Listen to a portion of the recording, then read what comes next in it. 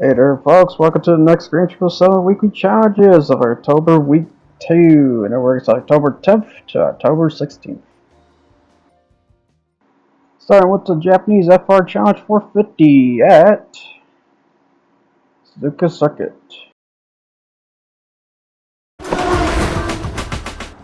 Which I am driving the special Nissan, which is this Nissan is the Solady 1998. In other words, has a 180 back and the front of a Silvia. So the Solari is basically a special car that I'm not sure if real or not at the end of the day. It has a logo and everything, so I assume it's kind of what it is, but this is basically what if you took the front fixed headlights front of the Silvia S13 and applied it to the 180SX, because just to say, the 180SX is, I'm not sure like an extended life to the Silvia, but the 180SX was essentially the Silvia S13, but with a different and better motor at the end of the day. So I think the motor was a CA18 in the regular S13. This one is the SR20, if I believe. Which I think it's like the first iteration of the SR20, because it went through like 3 iterations, because it technically was part of the S13, but it was through the 180SX, I think. I'm right about that, but yeah, it went to the S13, S14, and eventually S15. In terms of Celius. But yeah, the Solady is basically a combination of both the 180SX of rear, which I like that part, and then the Silvia of the front, which are fixed headlights, which I do like as well. So making this definitely my favorite Silvia out of the bunch, if you want to believe that at the end of the day. But yeah, the Silvia, or the Solady, is definitely one of my most favorite Silvias out of the bunch. And the worst part is, I'm not sure if it's real or not. Because I think this is one of the most fictional ones, if I recall. But it's possible it could be real, and it most likely can be real, because, like I said, you could technically, I think you could turn around and just take a Silvia and just take the back off that, and then attach the 180SX's back to it at the end of the day, because it shares the same body style. Same body style and chassis use. There might be some differences here and there, but I'm not entirely sure, nor I'm not even sure if I'm right about this at the end of it. But I'm just kind of recapping what I believe I thought some people said about it. And sorry to be a rumor broken mill at the end of it. But you know, that's what I see in the Solady at the end of the day. But yeah, Solady, just a fun special car. So yeah, you look at the 180SX, it looks okay, but when you look at the Solady though, Solady's like, wow, it's like you took 2 of the best things that came out of the car and made it look functionally, if not, in some cases I kind of consider better looking than the S15. And then not only that, you got the SR20 motor on top of it, which is like, holy crap. Yeah. This is one of the new events, I will say. This because this was made in mind for the Mazda Spirit racing car MX, or like MX5 or Miata. I just recently did a showcase of this, so you can have my opinion about that crap same of a car. As thing goes. But otherwise, this is not a bad race. However, I don't see the 300Z this time around. That's the weird part. Instead, I'm seeing the Solady, the 180SX Type X, in a regular Mazda Roadster NRA, which is weird. Or it's the ND. I'm not sure what to say on that at the end of the day. It's kind of odd. Doesn't matter. It's like, okay, the 300Z's not here. Which is odd, for the most part. But yeah, I just slapped some sports hard tires. Set this up to like, is it 186? I think it was 186, because at least play a reasonable speed, which I consider the 186 speed a sports speed. You know, I do have a 200 mile per hour one in plan too, on top of it. Yeah, one day I will put 1 versus 1 at the end of the day, which in this case I'll put the microcar speed versus the pedestrian speed to see which car comes out top at the end of the day. But the same fuel settings and tire settings too. So 9 and 12 for microcars and Dustin's case, and then 186 and 200 are gonna get I want to say fuel 6 and tires 12, because their burners are gonna be a lot different. Yeah, just having fun with this car at the end of the day, because it's so easy to drift this car. Look how easy that is. It's good God.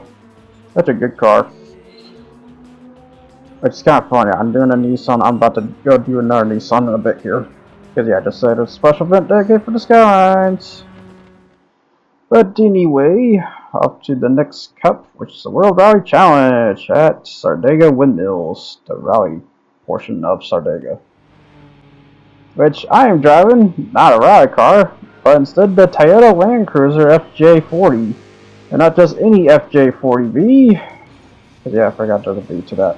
A Toyota FJ with the Rampage LS7 motor, I believe it's called. I can't remember what the automotive is called. I think it's like Rampage Garage or something like that. I can't remember.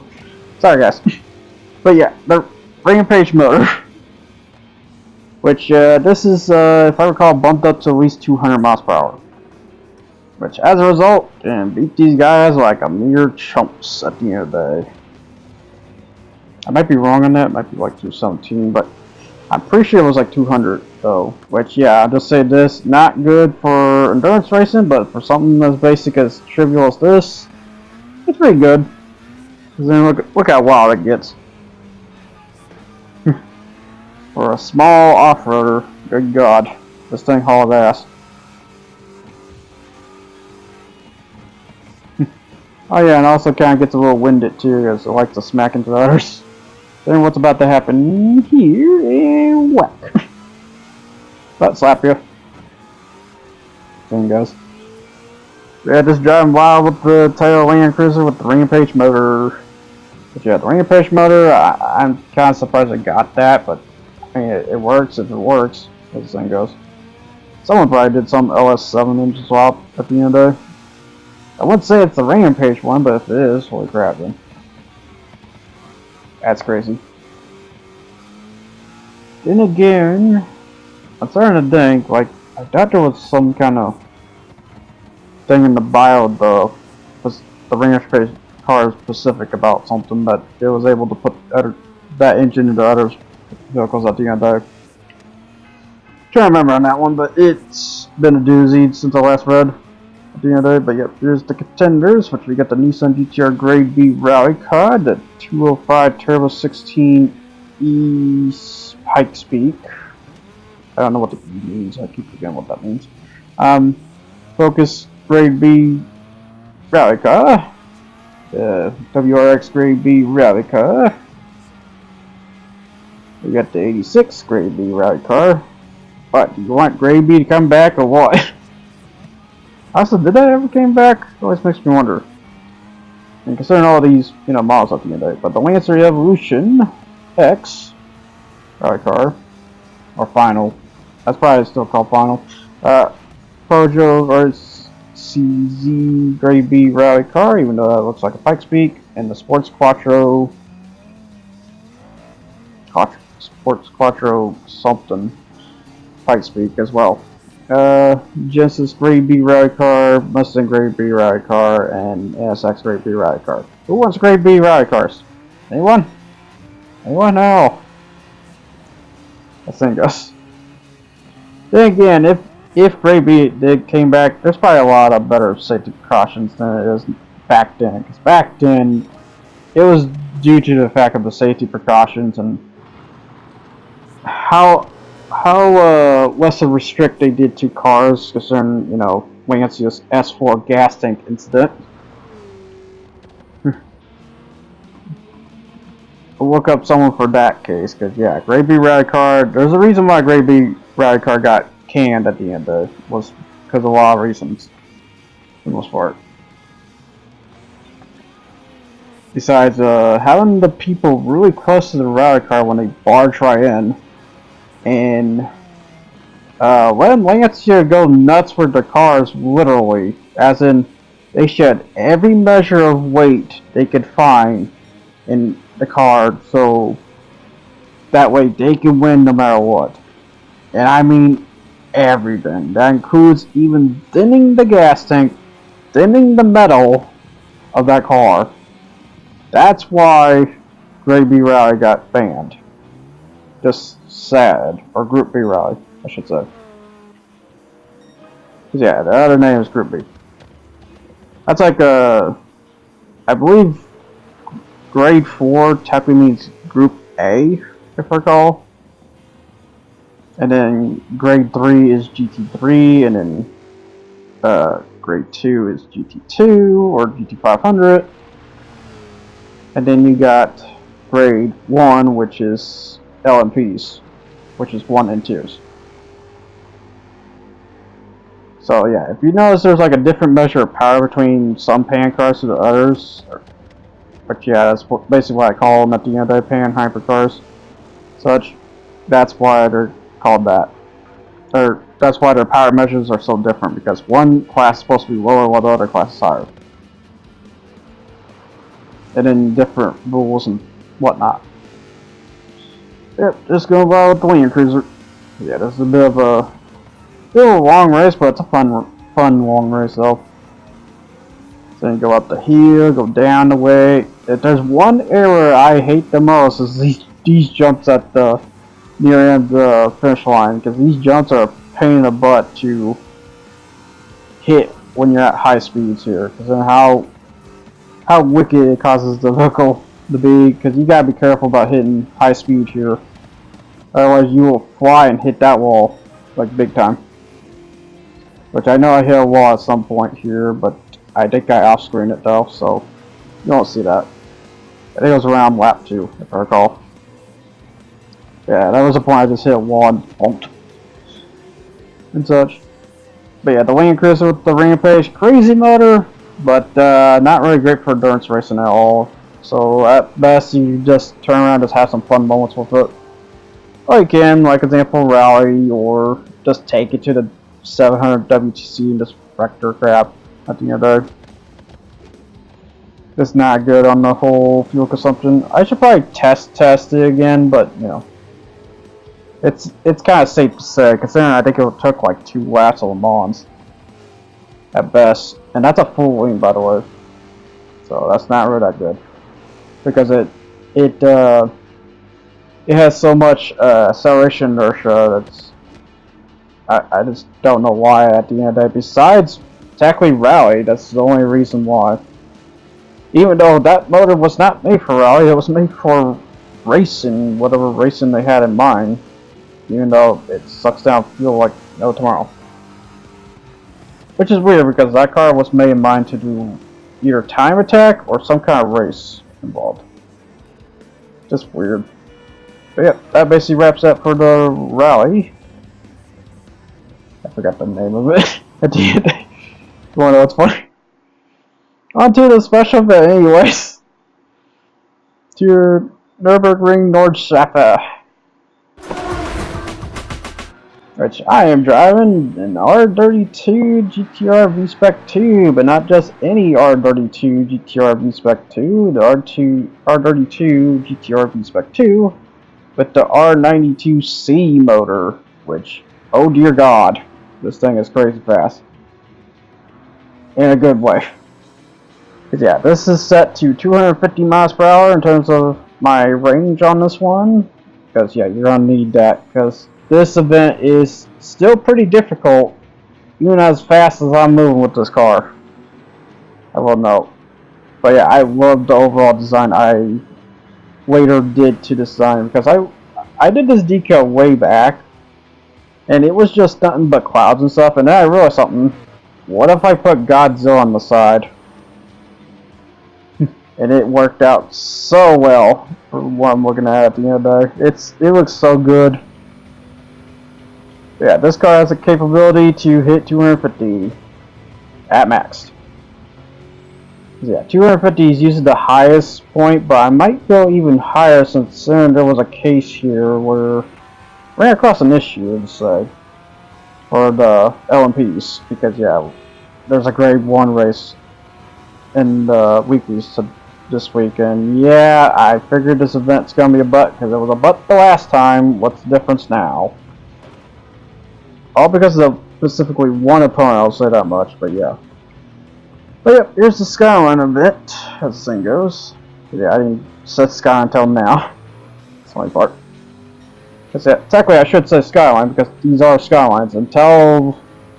Which, it is kind of weird because I think this is supposed to be called the GTR event, even though these are Skylines. The GTR didn't came to existence until the R35. But the GTR name was a badge, though.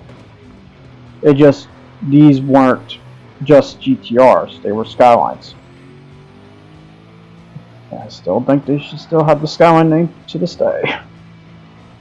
Because in terms of name recognition, I usually say Skyline more than the GTR. The GTR was a model class, representing its high performance version and such. Where you had other models like the GTT or the GTS4 in the R32's case.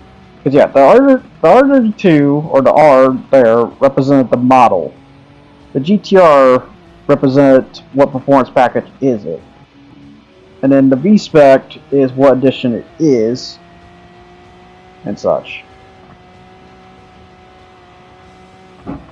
That's when it comes to Nissan Skylines in general. And then the Skyline was just the name, until the R35, where they decided to just make the GTR just a full-fledged name to it. And to this day, I'm not sure why, besides stupidity. For the most part. But yeah, here's the decal for the other R models up here from the R34 to R33. But yeah, I'm kind of surprised because yeah, this one actually got decal. Like, oh, okay, that's something. I will say, I have no idea what these ones are based off at the end of the day. Very interesting though. Well, besides the 400R, I assume everyone knows about the 400R, which has the other spoiler too. That's the bigger one. So I wonder if that's technically the race model one. Then you have the Nismo, which also has different spoiler and rear skirts and stuff. So that's not the normal one, which is fine.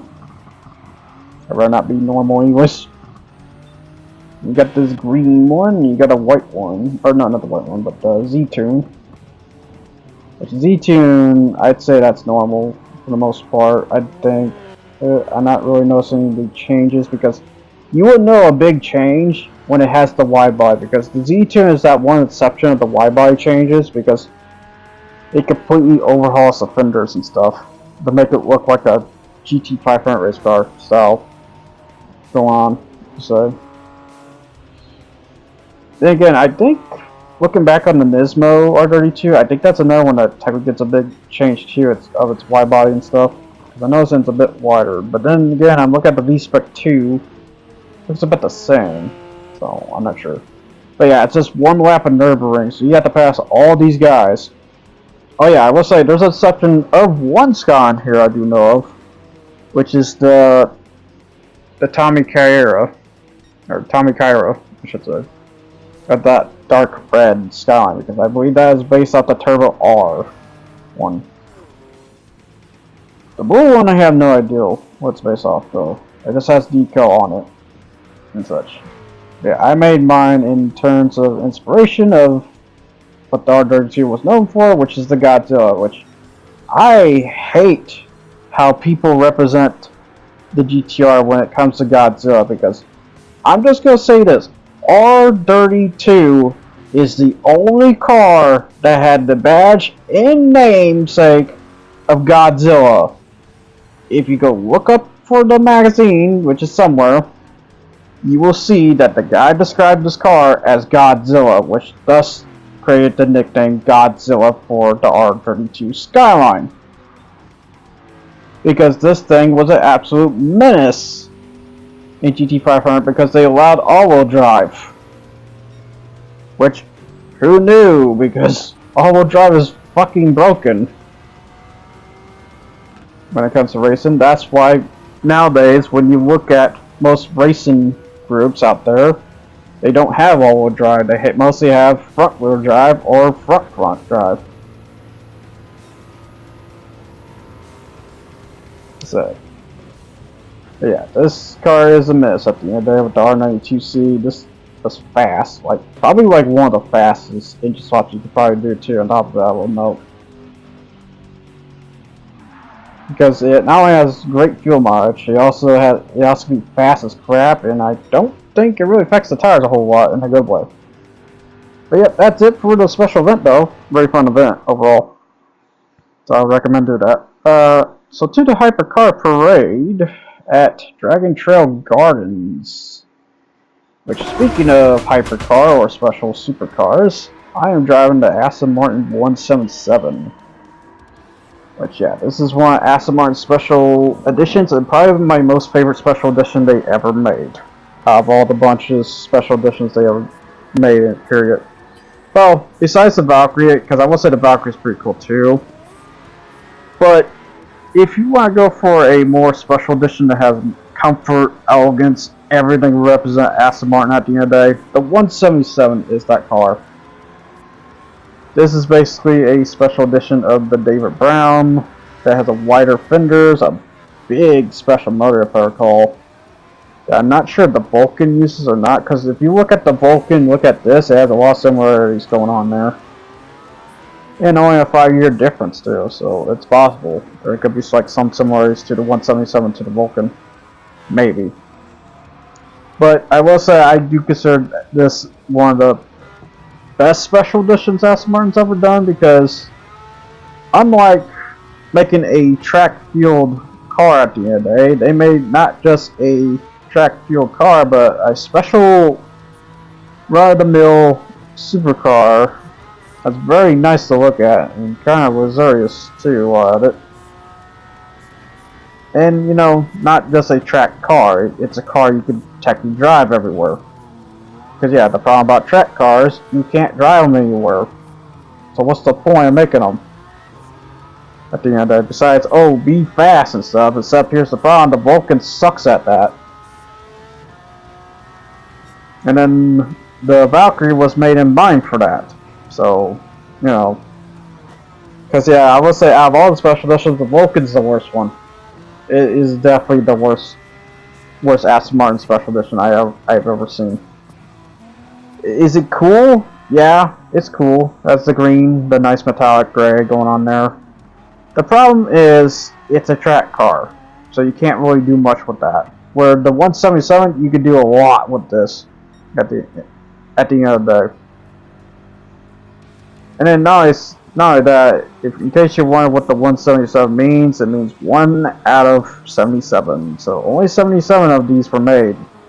And you would think, oh, that means the Vulcan's second better, right? No, the Vulcan, they only made like 7 of those, 7 to 10 of those. Same case with the Valkyrie too, I believe. Maybe a bit more on that one, because I think they learned a bit on that. But yeah, the 177 was basically the supercar attempt of Aston Martin at the end of the day. Because yeah, I don't consider the David Brown as a supercar, so, or any DBs for that scene, you know. That's like saying a 911 is a supercar. It's not a supercar. 911 is a sports car. Where the Carrera is the supercar, or the Porsche 918 for this next generation, I should say. Although, from what I heard, not really good Porsche. So in all the recalls, there's like 200 recalls for that car alone. I will say I exaggerated that, but it's up there. It's really up there in numbers. You get the Ventador, which, yeah, speaking of special editions. Which is, the Ventador is not a special edition, but how many special editions that car breed at the end of the day, I would say, is a lot. Same case with Murcielago, too. And then you got the Ford GT 2017. The Aston Martin Valkyrie. But yeah, I gotta say, the Valkyrie on this, very tamed for this race entirely. Because, remind you, that is literally a LMP on wheels. Just to say. Which, yeah, you could drive that too, because it's not technically a track car. Because, yeah, they also learned from that too, that it's not a full-fledged track car. You can technically drive that everywhere. Or, well, I wouldn't say everywhere, but, you know, nice roads at the end of the day. And then you get the SR McLaren, which I need to try this car again, because that car is a fun one. And is what technically started the whole SLR series once again. Because you have the SLR, and then the SLR AMG, and then the AMG GTRs. Just a whole...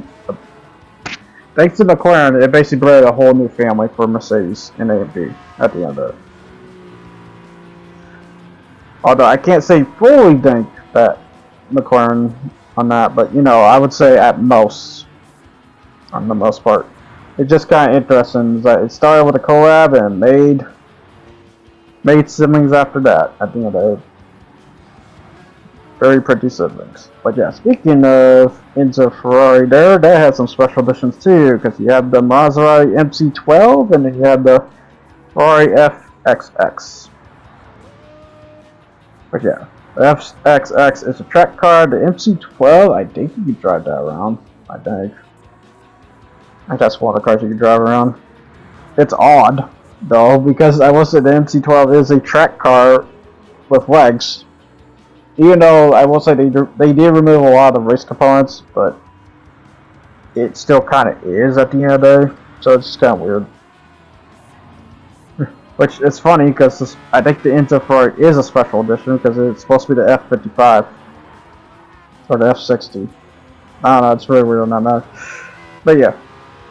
And then you get the Veyron, which, yeah, Bugatti, so many special editions, so many. There's so many that is in the basis of that car at the end of the day. Because if you ain't getting a Bugatti, or if you ain't getting the Veyron, you're getting like one of the special editions at the end of the day. If you're that rich on your money at the end of the day. And then you get the Jaguar XJ220. Which, yeah, a little special car, but sadly got obliterated by the McLaren F1. I feel bad for you. Considering how cheap you are, you're actually probably the cheapest hypercar. Or I don't know if I want to say hypercar or supercar at the end. It's weird on that one. Because yeah, I will say like some of these are supercars, some of these are hypercars. Like for example, the Ford GT 2006, that's a supercar. That's not a hypercar. It's fast, I'll give it that, but it's not a hypercar. Where the McLaren F1 is, on the most part, and probably the most expensive one. And at that 20 million. But yeah, you would think something as crazy as a special edition Veneno would be that expensive, right? No. Veneno doesn't touch anywhere close to what the McLaren has in terms of cost factors. Because how ridiculously that car is. Which, I didn't realize this, but the McLaren has fans inside the engine component, I will say, which I didn't realize that. So it has like some sort of suction too on top of it. That explains how good it is in aerodynamics. Except the fans are inside the motor, so you can't see that. Or well, you can like somewhat see it, but you have to like, you know, open the engine or in this case trunk lid to see it. Very weird to say that. But yeah, it's just very interesting in that part. And I think that's the only car that kind of does it too. So that would explain it's $20 million. But one of the cases. There's probably a lot more besides, you know, being done by one famous designer. Which is Gordon Murray, I believe he's called. I hope I said that right. Sorry, my brain's a bit disordered on the names. Yeah, there's Mr. C. Lopez with the Vulcan. Yeah, he was one of those cases where he just sits back and then he'll start hauling butt. Which is kind of weird because the Vulcan also has race hard tires too, and the Valkyrie don't.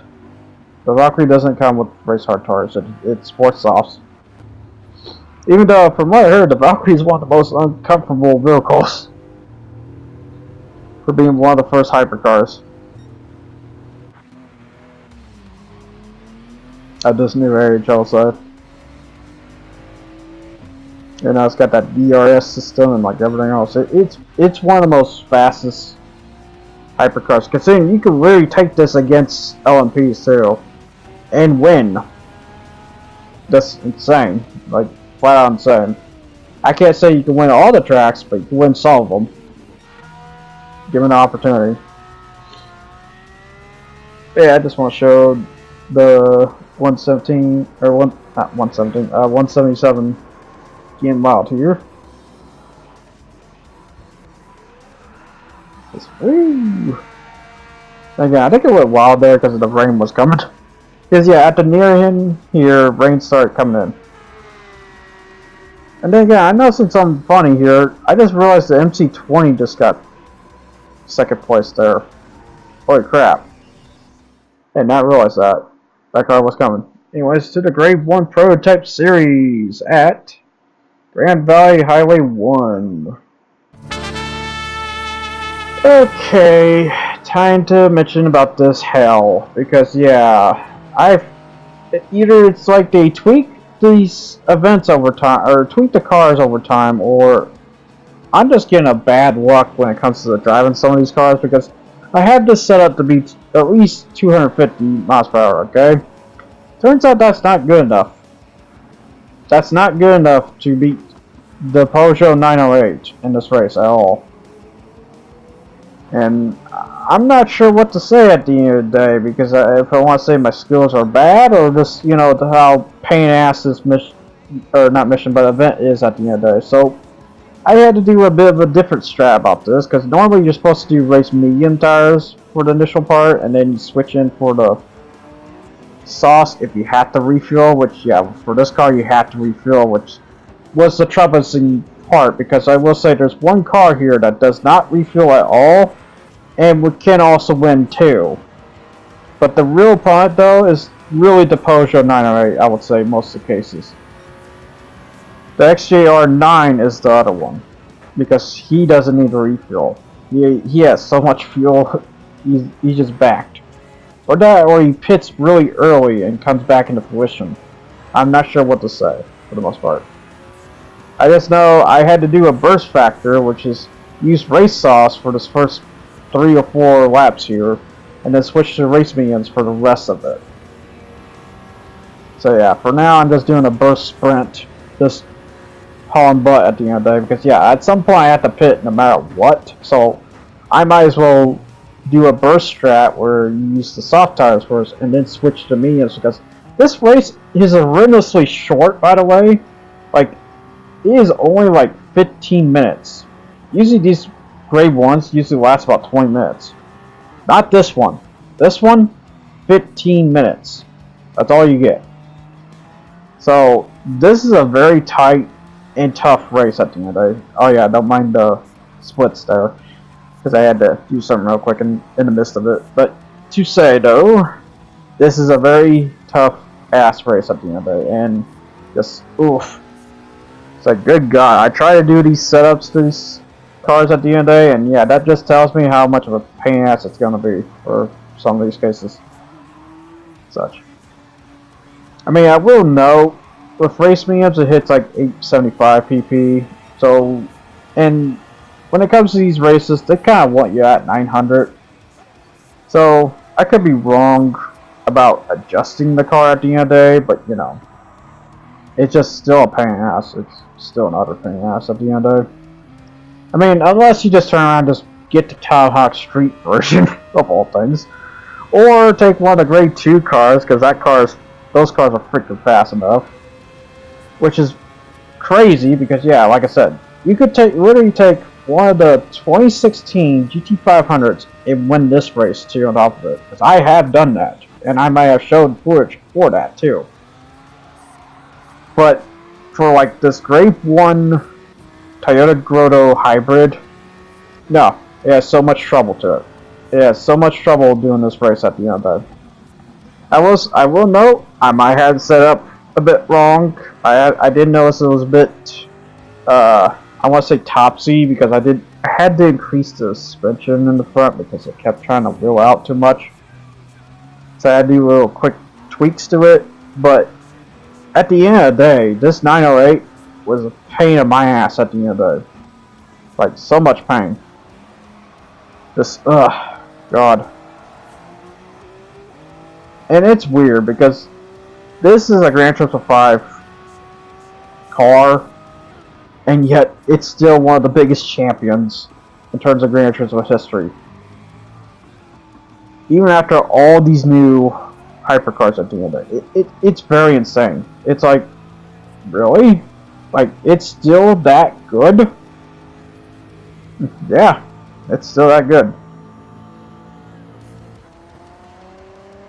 So that good to this day. And that's what's crazy about this Grade 1 race at the end of the day. And such. So, if there's anything else to mention, I guess check what kind of things I could say for vlog.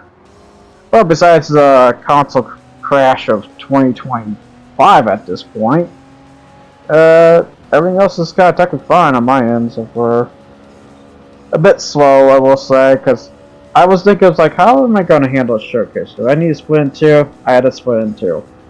So yeah, the second part will be coming up next, I will say. Which hopefully I'm right on that and not, you know, promise you and turns out and not doing it. Because yeah, I've been lately doing that when I'm promising too much, and then it turns out I can't do that. I gotta do this instead. Which I apologize in advance for every time I do that crap. It's just a habit, and it's a terrible habit I need to get rid of at the end of the day. So I very much apologize on that part, but it is what it is. At least it's not a super promise, you know. Then I'd be more pissed off at myself at the end of it.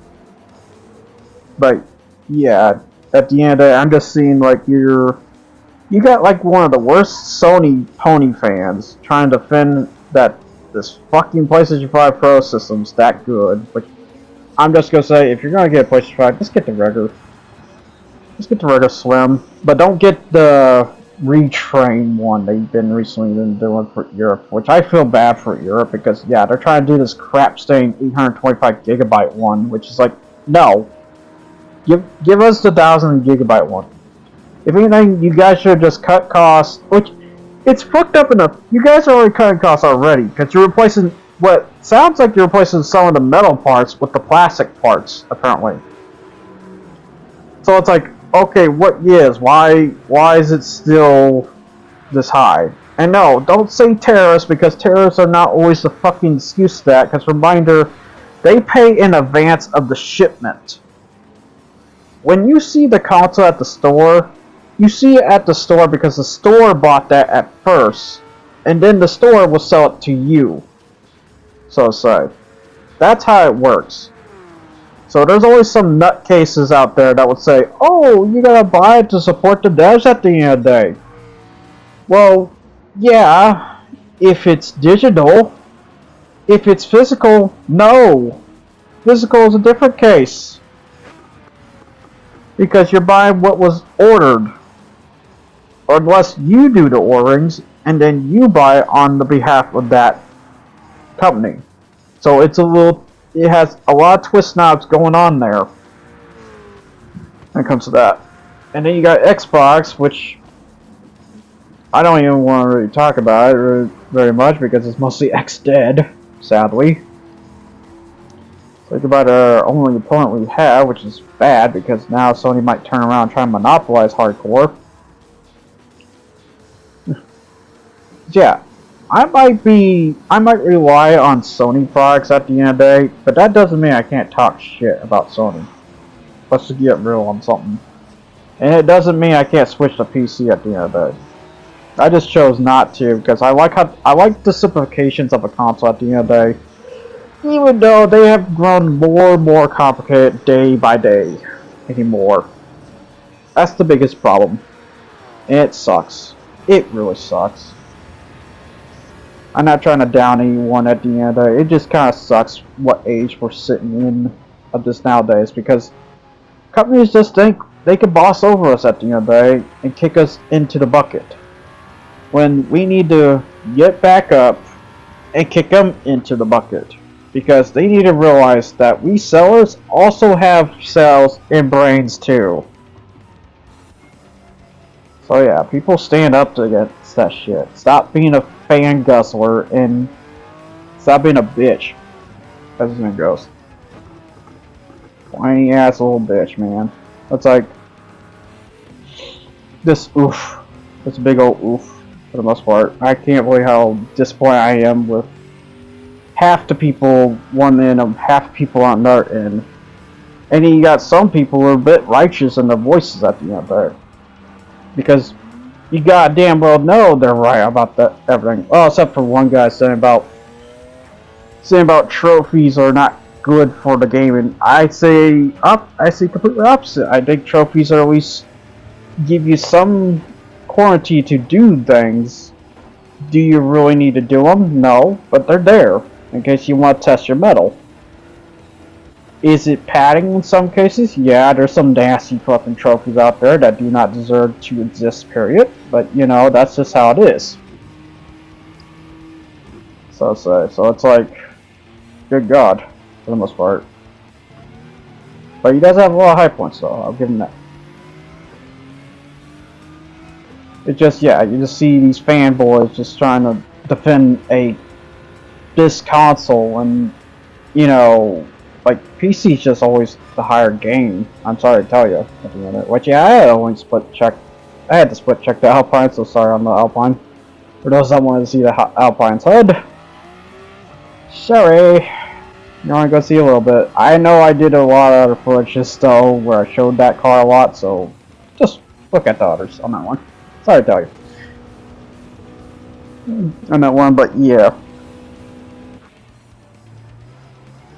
For the most part, it just, yeah, I've just seen this big old gaming crash happening, and it's like, wow. So this is well, here's the thing.